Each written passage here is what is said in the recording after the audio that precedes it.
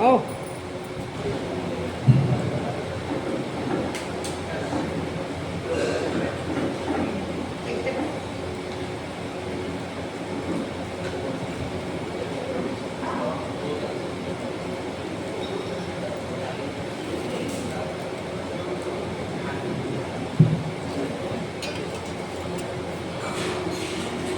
ज्योत से ज्योत जलाए चलो, ज्ञानी की गंगा बहाते चलो। अब शास्त्र भेंट के लिए आंटी जी आ जाएंगे।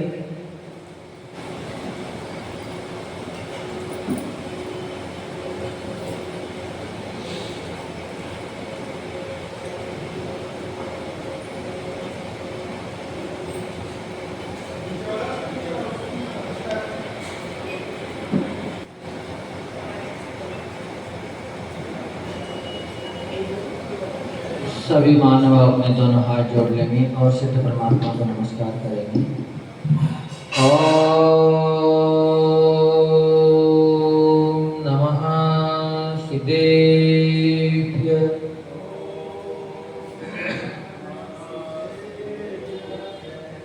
ओम नमः सिद्धेभ्य। ओम नमः सिद्धेभ्य। नमः श्रीवर्धमानाय निर्धोतकलिलात्मने सालोकानां त्रिलोकानां यद्विद्यादर्पणायते यद्विद्यादर्पणायते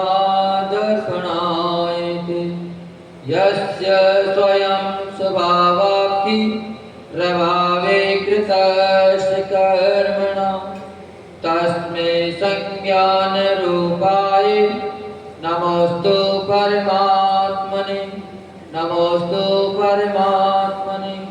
गुरुवापान्तो नो नित्यं ज्ञानदर्शननायिका चारित्राणां गंभीरा मोक्षमार्गोपदेशिका।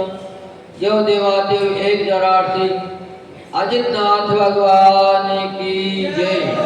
देवादेव एक जरार्थी शांतिनाथ भगवान की जय। वर्तमान शासन नायक श्री महावीर भगवान की जय। आचार्य भगवान श्री पूज्यपाद स्वामी की जय। गुरु नाम गुरु सूर्य गच्छाचार्य श्री विराट सागर जी महामुनिराज की जय। परम पूज्य राष्ट्रयोगी श्रवणाचार्य गुरुदेव विमल सागर जी महामुनिराज की जय। जिनागम पंथ जयवंत जय। बोली मुनि श्री 108 विषम सागर जी मुनिराज की, समस्त मुनि संघ की। जिनागम पंथ।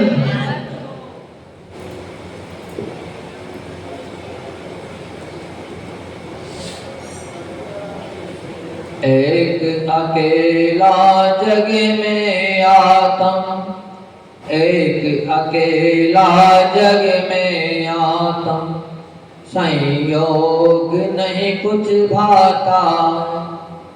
शुद्ध अवस्था की महिमा ज्ञानी गणधर गाता। शुद्ध अवस्था की महिमा ज्ञानी गणधर गाए रे। जीवन है पाने की भूख कब मिट जाए रे।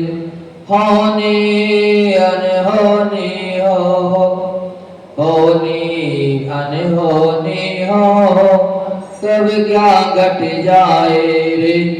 जीवन है पानी के बूंद कब मिट जाए। जय दु जनागम पंथो अनादि अनिधन जनागम पंथ जयवंत हो। है भव्य आत्माओं ज्ञानी आत्माओं अपन सभी प्रभु देशना को प्रतिदिन आत्मसात कर रहे हैं और अपने आत्मा के उत्थान के नए नए सूत्र अपन सीख रहे हैं। परम पूज्य आचार्य भगवान पूज्य पाद स्वामी प्रतिदिन अपने चिंतन मनन से कोई न कोई नई शक्ति ढूंढते हैं ताकि अपनी आत्मा का कल्याण हो सके, अपन भी परमात्मा बन सके।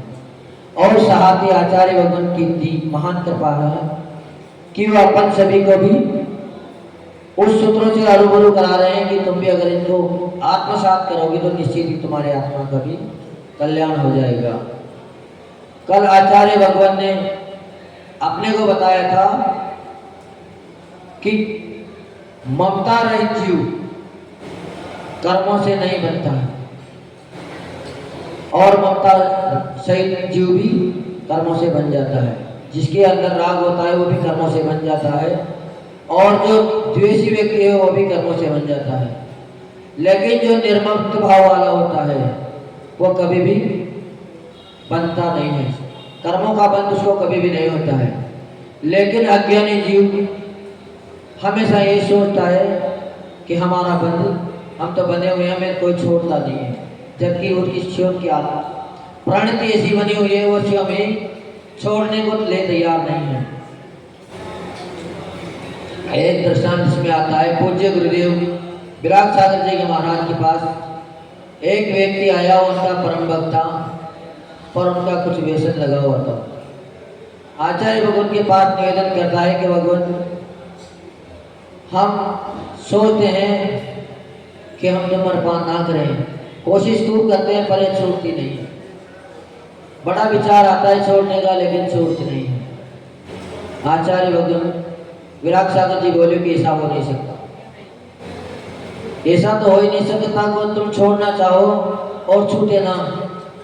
ये अभी तक किसी के साथ हुआ नहीं। तो कहना नहीं गुरुदेव, हमारी तो पूरी इच्छा है, हम छोड़ना चाहते हैं। पूज्य गुरुदेव ने कहा चलो ठीक है, हमें दिखाओ कैसे नहीं छूटती है। तो गुरुदेव जब विचार आता है छोड़ने का तब तो मन बड़ा शांत रहता है, पवित्र हो जाता है, लेकिन दूसरे ही क्षण हमें उसके बिना रहा नहीं जाता। तो आचार्य भगवान ने कहा कि तुम कभी भी किसी वस्तु को उठाओ ना, उंगली को एक से दूसरी उंगली को मिलाओ ना, या तुम अपने होठों को चिपकाओ नहीं, खुले रखो। तो क्या तुम सिगरेट पी सकते हो या नहीं पी सकते? तो फिर कौन कहता है कि छूटती नहीं है? तुम शिव में उसको नहीं छोड़ना चाहते, तुम्हारी आदत ऐसी बनी हुई है कि उसके बिना तुम रह नहीं सकते। ऐसे ही अपन सब लोग परिवार में हैं। कई लोग कहते हैं कि महाराज जी परिवार वाले छोड़ते नहीं है, जाने नहीं देते हैं। हमारी तो बहुत इच्छा है कि अगर आप कहो तो हम आपके साथ ही चलते हैं। ऐसे लोग भी यहाँ भी आते हैं कई लोग। तो हमने उनको यही समाधान दिया। मैंने कहा भैया, परिवार वाले तो तुम्हें रखना ही नहीं चाहते। पहली बात, तुम जबरदस्ती रह रहे हो। परिवार वाले तो चाहते ही हैं, बेटा बेटी तो ये चाहते हैं कि कब घर से निकले और कब हम घर के मालिक बने, कब हमें पूरी संपत्ति मिले। पर आप ही जबरदस्ती चिपके हो, चाह भी रहे हैं, दुत्कारा दे रहे हैं, निकालने की कोशिश कर रहे हैं, लेकिन फिर भी निकलना नहीं चाह रहे हैं। चाह रहे हैं कि तुम तो फ्री हो जाओ, तुम्हें क्या लेना देना, अब तुम्हारा पुण्य होगा तो तुम्हें भोजन दोनों से भी मिलेगा। क्योंकि जीव भूखा उठता है लेकिन भूखा कभी सोता नहीं। लेकिन अपनी मान्यता बनी क्या है कि कुछ न कुछ तो हमें मिल जाए। हमारी व्यवस्था तो पहले तुम बनाओ, व्यवस्था तो भैया पुण्य से बनती है, न तुम्हारे बनाने से व्यवस्था बनेगी, नहीं दूसरे के बनाने से व्यवस्था बनेगी। पर आदमी अज्ञानी है, स्वयं बनना चाहता है और लाना दूसरों को देते हैं कि वो हमें छोड़ते नहीं है। लत तुम्हारे अंदर लगी है, तुम उसे छोड़ना नहीं चाह रहे हो, तुम उसे चिपके हो और कहते हो कि वो छूटती नहीं है। अब छूटेगी कैसे? अपन छोड़ने का प्रयास करेंगे तो निश्चित ही छूट जाएगा। तो आचार्य भगवान आज अपन को एक और नई बात बता रहे हैं। क्या बता रहे हैं? तो आज के सूत्र में कह रहे हैं कि एको हम निर्ममो शुद्धो ज्ञानी योगींद्र गोचरा बाय संयोगजा भावा मत सर्वेपि सर्वथा। मैं एक हूँ, मैं निर्मम हूँ, मैं की ममता रहित हूँ, मैं शुद्ध हूँ और मेरा स्वरूप ज्ञानियों के गोचर है, ज्ञानियों के ज्ञान में झलकता है। केवल ज्ञानियों में झलक के ज्ञान में मेरा स्वरूप झलकता है। लेकिन जब अशुद्धता आ जाती है, किसी का संयोग हो जाता है, तो फिर उसमें मेलापन आ जाता है। जब तक बचपना था तो एक साथ रहते थे, तब भी कोई विकार नहीं था, कोई परेशान नहीं थी। लेकिन जैसे ही एक से दूसरे का संयोग हुआ, मन में विकार आने लग गए, मन में विकारता बन गई। क्योंकि अपन संयोग करते हैं एक से दूसरे का, एक से दूसरे को जोड़ने का कोशिश करते हैं। जब तक जुड़ते नहीं हैं, तब तक कोई भी मन में विकार नहीं आते। हमने बचपन में देखा है कि जब हम 17-18 साल के हो गए थे, इतने बड़े हो गए थे, तब तक भी जब तालाब में नहावे जाते थे तो सब कपड़े उतार के ऊपर रख देते थे और सब वहीं लड़कियां भी नहाती रहती थी, वहीं हम लोग भी नहाते रहते थे। पर कभी कोई बात बनती नहीं थी, कोई परिवार वाले भी पास में होते थे तो कोई नाराज नहीं होते थे। पर आज की स्थिति बहुत खराब हो गई, क्योंकि अपन बचपन से ही संयोग करने लग गए, उस अवस्था को प्राप्त होने लगे। तो हमेशा संयोग होने के बाद ही विकारी अवस्था होती है। बरसात का पानी बादल से गिरता है, कहते हैं कि अगर जमीन का संयोग ना हो और उसको ऊपर का ऊपर ही झेल लिया जाए तो अमृत जैसा वो काम करता है। आचार्य विद्यासागर जी अक्सर बताते रहते हैं कि बरसात का पानी इकट्ठा करना चाहिए। जैसे हमने हमारे संग में तो ऐसी देखी नहीं है, लेकिन आचार्य विद्यासागर जी अक्सर बुंदेलखंड में जाते थे तो कई लोगों की छतों पे पन्नियां लगी होती थी और नीचे टैंक में पानी इकट्ठा करते थे, तो उसको अमृत के समान मानते हैं। पर जैसे ही पानी का संयोग किसी दूसरी वस्तु से हो जाता है, नीम से हो जाता है, तो पानी कैसा हो जाएगा? कड़वा हो जाएगा। गन्ने का संयोग हो जाएगा तो वही पानी मीठा हो जाएगा। तो हमेशा विकार संयोग से आते हैं। जब तक संयोग नहीं करेंगे तब तक कोई भी विकार नहीं आएगा। तो अपनी आत्मा कैसी है? बिल्कुल शुद्ध है, ईश्वर जैसी स्वच्छ है। पर जैसे ही आत्मा शरीर का संयोग करती है, शरीर के साथ जुड़ती है, तो इसमें कर्म बंध होना शुरू हो जाते हैं। जब एक थी तब तक कोई भी कर्म बंध का कारण नहीं था। पर अपन सब अज्ञानी जीव इस बात को समझ नहीं पाते हैं। अपन हमेशा संयोग जोड़ने की कोशिश करते हैं, इकल्ले रह नहीं सकते। पर जब तक आप इकल्ला रहने का अभ्यास नहीं करोगे तब तक आप सुखी नहीं हो सकते, क्योंकि संयोग हमेशा दुख को देने वाला है। संसार में न कोई अकेला आया था, न कोई अकेला जाएगा। अपन सभी को ज्ञान है, सब जानते भी हैं। काम जब आए थे तो इकल्ले आए थे, साथ में कुछ भी लेके नहीं आए थे। पर यहाँ आते ही संयोग के इसमें लग गए, एक से दूसरे का जो संयोग करने लगे कि संसार में आते ही आप पहले एक थे, जन्म होते ही आपका संयोग माता से हो गया, माता से के बाद पिता से हो गया, पिता के बाद भाई बहन से आपका संयोग होगा।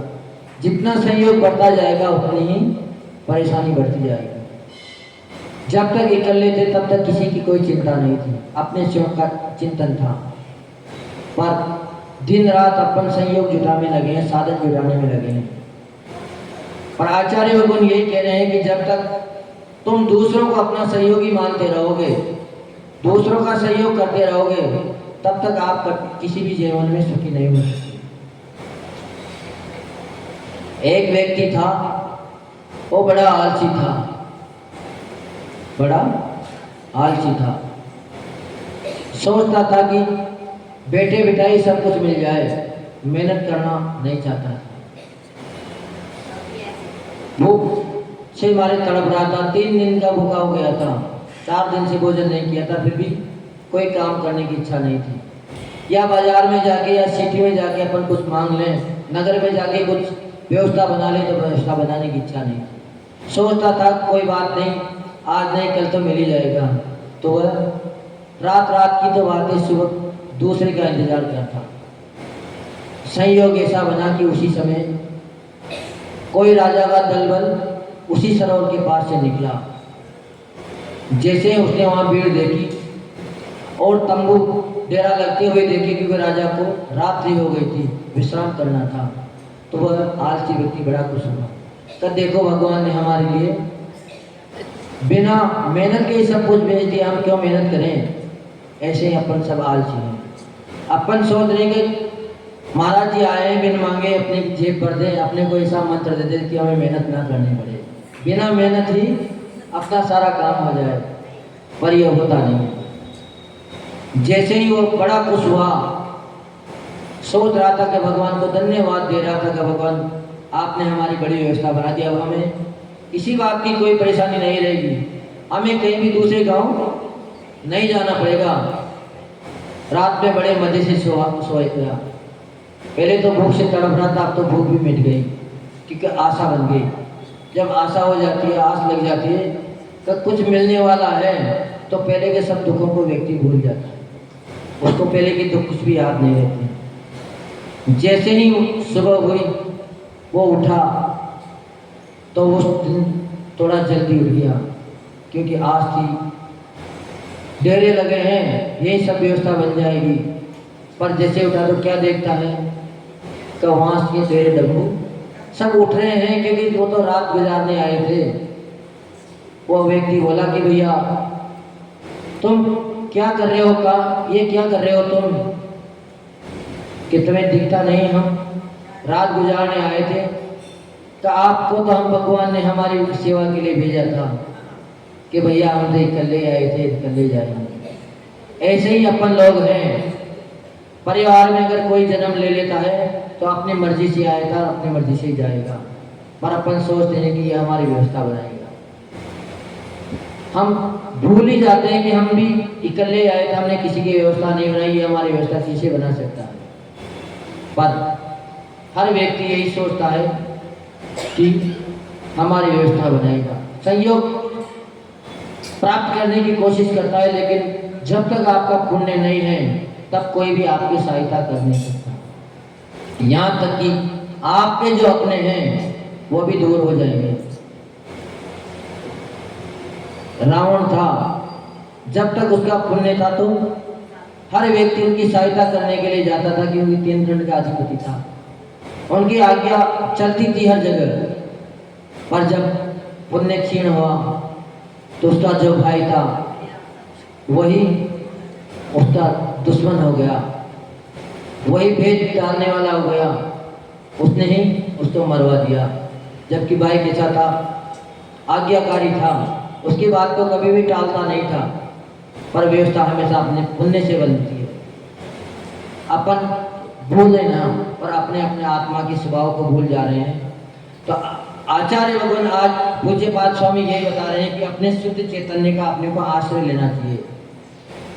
अगर अपन ममता करेंगे, राग भाव आत्मा में लाएंगे तो भी अपने को अंदर कर्म का बंद हो जाएगा, और अपन अगर द्वेष भाव ले आएंगे तब भी अपने को कर्म बंद होगा। अपने को इन दोनों अवस्था से छूटना है, अपने को शुद्धता को प्राप्त होना है। जब अपन शुद्धता को प्राप्त हो जाएंगे तो निश्चित ही आत्मस्वरूप को प्राप्त हो जाएंगे, अपने स्वभाव को प्राप्त हो जाएंगे। स्वभाव जल का कैसा है? शीतल है। हो सकता है अगर उसका आप अग्नि से संयोग करा दो तो गर्म हो सकता है, पर उसका स्वभाव फिर भी गर्म होना नहीं है। आप अनुभव करना, अगर गर्म पानी भी आपके शरीर पर डाल दिया जाए तो एक क्षण तो वह गर्मी देगा, लेकिन दूसरे क्षण वही पानी आपको ठंडक पहुंचाने में कारगर होगा, क्योंकि वो अपने स्वभाव में है। उसका स्वभाव कैसा है? शीतलता देना है। उसका स्वभाव कभी भी गर्माहट देना नहीं है। गर्माहट तो दूसरे के संयोग से आएगी। ऐसे ही अपना स्वभाव कभी भी क्रोध करना नहीं है, विकारी भाव नहीं है। विकार जब भी अपने अंदर आते हैं तो दूसरे के संयोग से आते हैं। जब तक अपन दूसरे का संयोग ना करेंगे तब तक कभी भी अपने अंदर विकारी भाव आ नहीं सकते। ज्ञानी योगेंद्र गोचरा। ज्ञानी के अगोचर कौन है? ज्ञानी किसको अपने ज्ञान में लेते हैं?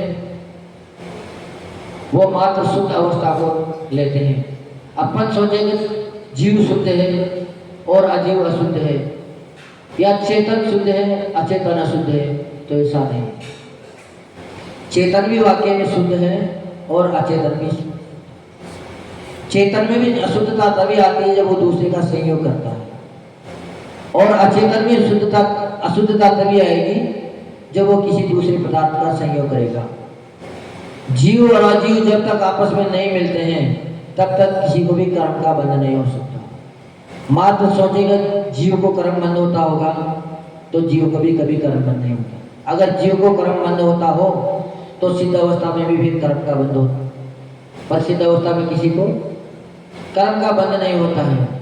और अपन अगर सोचेंगे अजीव को कर्म बंध होता है तो जब प्राण निकल जाते हैं, शरीर पड़ा रह जाता है, तो क्या उसको कर्म का बंध हो रहा है? नहीं। कर्म का बंध जब भी होता है तब संयोगी अवस्था से होता है। अपन छोड़ना चाहे तो निश्चित ही हर चीज अपन से छूट सकती है, क्योंकि संसार में कोई किसी का नहीं है। 12 भावना में आता है, आप अकेला अवतरे मरे अकेला हो, कौन इस जीव का साथी सगा न कोई। जीव हमेशा अकेला आता है और अकेला जाता है, उसका इस संसार में कोई भी साथी संबंधी नहीं है। पर अपन की मत ही कुछ ऐसी खराब है कि अपन जैसे ही हमको कुछ दिखता है तो अपने अंदर राग की परिणति हो जाती है, मोह की परिणति हो जाती है, और मोह जब आता है तो दूसरे की वस्तु को भी अपने बनाने की अपन कोशिश करने लग जाते हैं। और जब अगर मोह अपना छूट जाएगा तो कभी भी दूसरे की वस्तु को अपन बना नहीं सकते। किसी ने आपके पास धरोहर रखी है और धरोहर रख के वो चला गया, उसी समय अगर कोई लुटेरा आपके पास आ गया और अगर उस धरोहर को लूटना चाहे तो आप उसको दोगे? नहीं दोगे, जबकि आपको पता है कि यह हमारी नहीं है, फिर भी आप उसको दे नहीं सकते। आप उसके लिए प्राण त्याग दोगे, लड़ जाएंगे, झगड़ जाएंगे, लेकिन उस धरोहर को उसको न देंगे। पर जब चोर अगर वहां से चला गया, डकैत वहां से चला गया, आपने उसकी रक्षा भी कर दी, पर दूसरे ही दिन अगर उसका मालिक आ गया जो आपके पास रखे गया था, अगर वो मांगेगा तो आप उसको मना करोगे? आप उसको तुरंत ही सौंप दोगे, क्योंकि आपके दिमाग में ये बात है कि ये वस्तु हमारी नहीं है, ये इसकी है, इसने दी है। पर उस समय क्या बात थी? उस समय वस्तुता आपकी नहीं थी, पर उस समय आपकी जिम्मेदारी थी, वो आपको जिम्मेदारी सौंप के गया था। तो परिवार में अपन संयोग करें तो उसको मात्र कर्तव्य समझिए। जब तक कर्तव्य करते रहोगे तब तक आपको कभी भी दुख ना होगा, क्योंकि कर्तव्य तो हर किसी के प्रति किया जा सकता है। लेकिन अगर मोह है और उसने आपकी बात नहीं मानी तो आपको तुरंत दुख आ जाएगा, क्रोध आ सकता है कि हमारी बात नहीं मान रहा है। और अगर आपने कर्तव्य निभाया तो आपको कभी भी दुख नहीं। हमारे पास अगर कोई आए, पूछे भी सही, बिना पूछे तो वैसे बताते ही नहीं है, पर पूछ देर में बता भी दे, फिर भी वो ना माने तो हमें परेशानी होगी? नहीं होगी।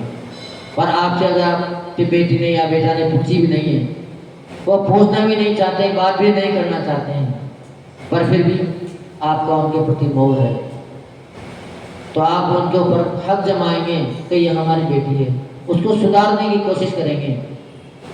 और अगर वो ना माने तो लड़ जाएंगे, दुखी होंगे। पर कर्तव्य जब आ जाता है तो ये बात दिमाग से निकल जाती है। तो अपन यही सोचें कि अपना दूसरा कोई नहीं है, अपन हमेशा संयोग से दूर रहने का प्रयास करें। जब तक संयोग से दूर रहोगे तब तक आप शुद्ध रहोगे।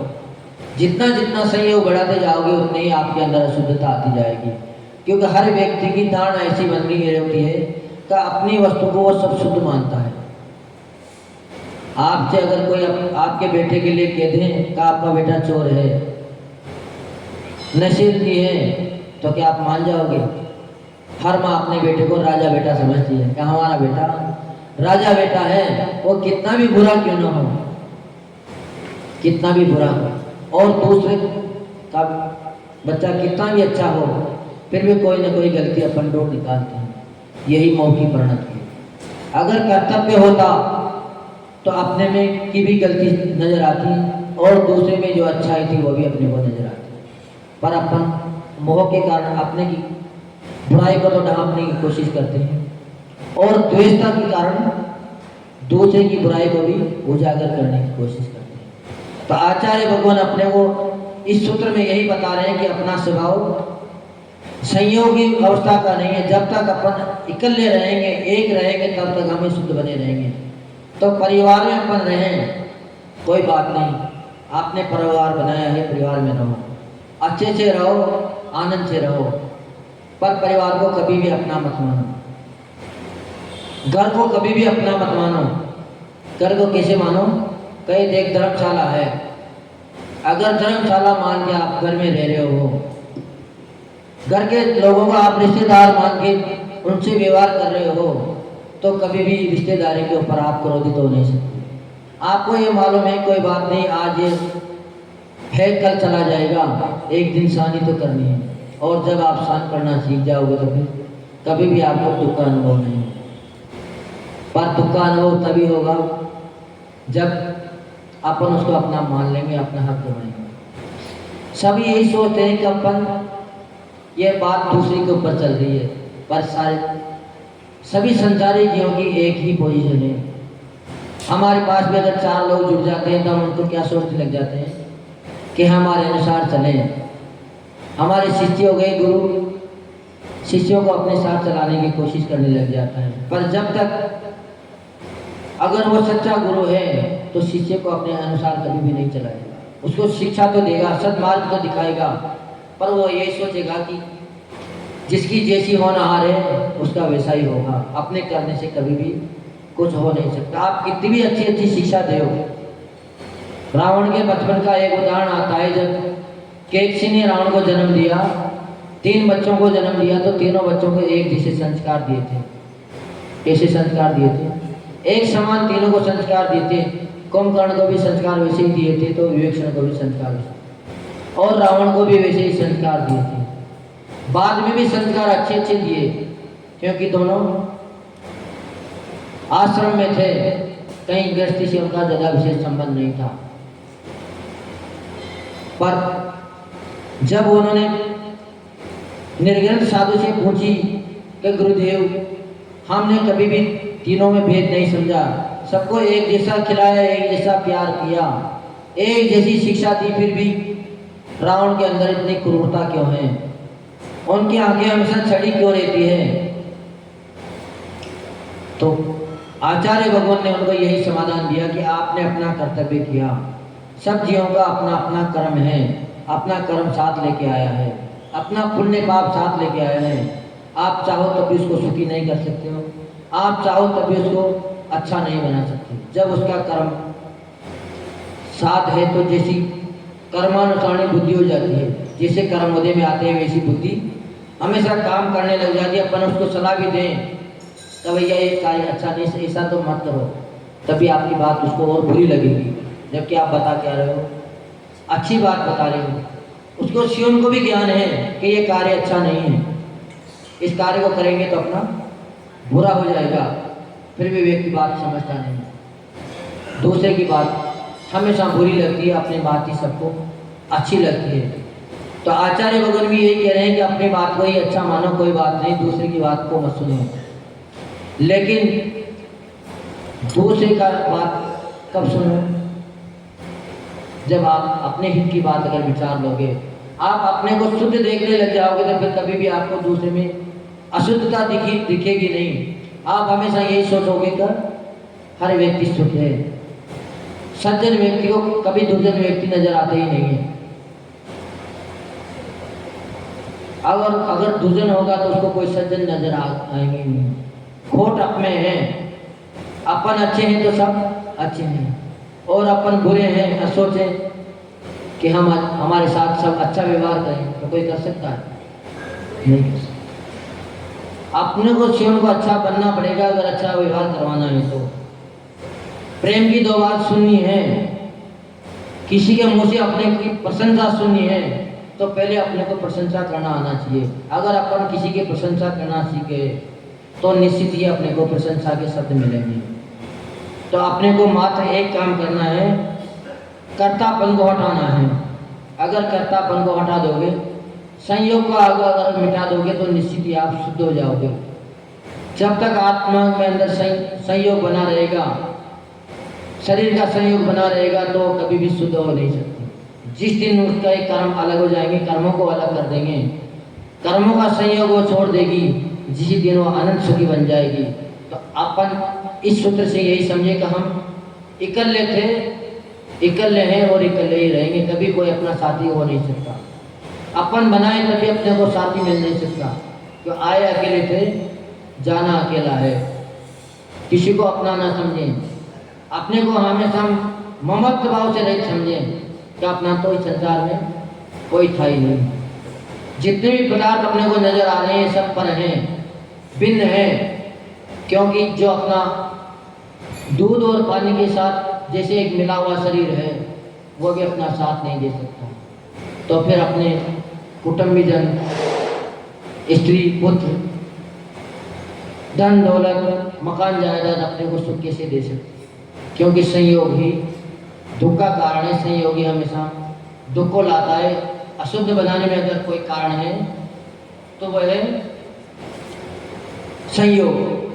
तो अपने को धीरे धीरे संयोग भाव को हटाना चाहिए कि बाह्य संयोग भाव सब तरह से आत्मा से भिन्न है।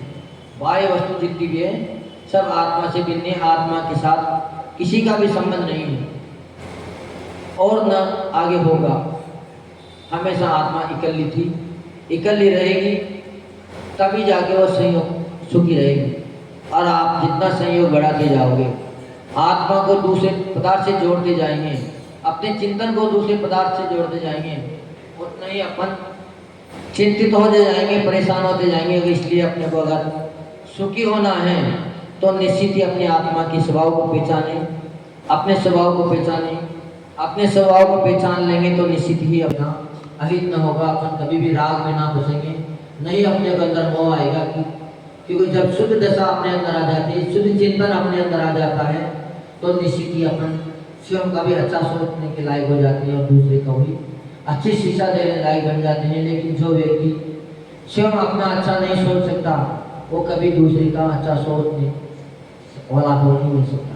कभी दूसरे के हित की बात उसके दिल में आ ही नहीं सकती, क्योंकि वो अपना ही अच्छा नहीं सोचता है तो दूसरे का कैसे सोचते। इसीलिए सभी लोग गुरु का सानिध्य प्राप्त करने की कोशिश करते हैं, परमात्मा का सानिध्य प्राप्त करने की कोशिश करते हैं, कि सभी जानते हैं कि उन्होंने अपना हित कर लिया। क्योंकि जो अपना हित कर लेता है वही हमेशा दूसरे का हित कर पाता है। लेकिन जो कभी अपना हित नहीं करता है, वो दूसरे का कभी भी हित नहीं करता है।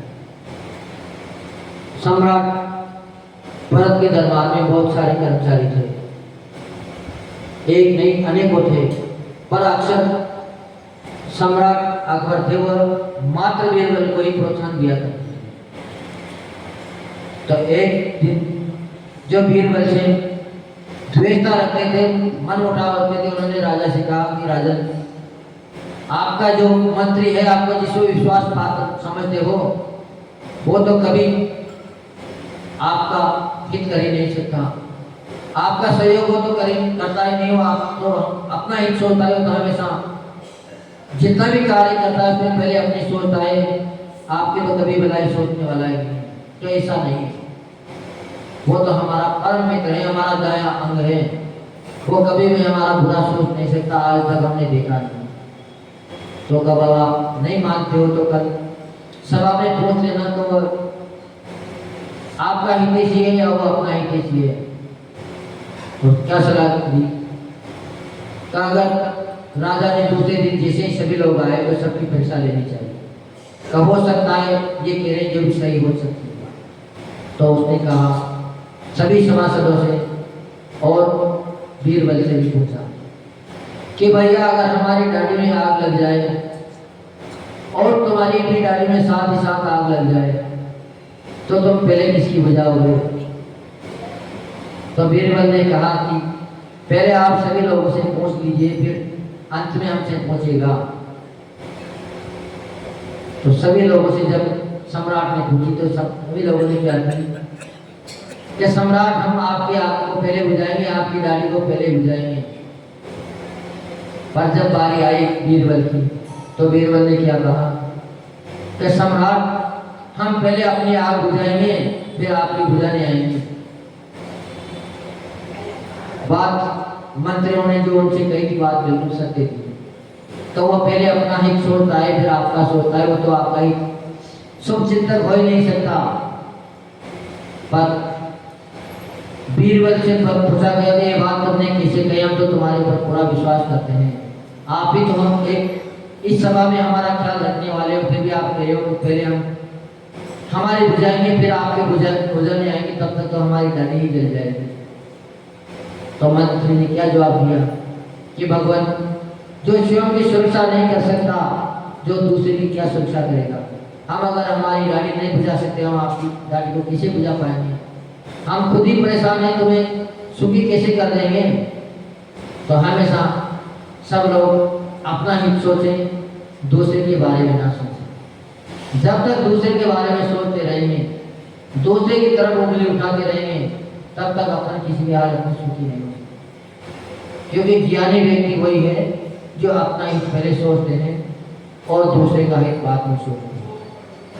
अपन सदमस्त हैं, अपनी बुद्धि उल्टी चलती है, चाहे आप हो चाहे हम, जबकि हमारा काम प्रवचन देने का नहीं है।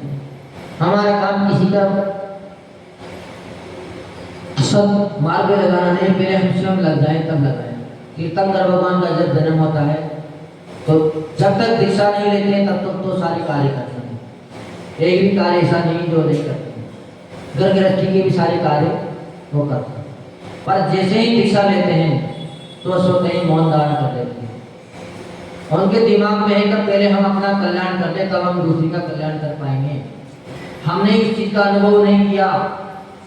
ककड़ी है, आपने स्वयं ने नहीं खाई तो आपको मालूम है कि मीठी है कड़ी है, हाँ? तो पहले जब आप अनुभव कर लोगे तभी फिर दूसरे को दे पाओगे। फिर कभी भी आप कड़ी वस्तु किसी दूसरे को न दो।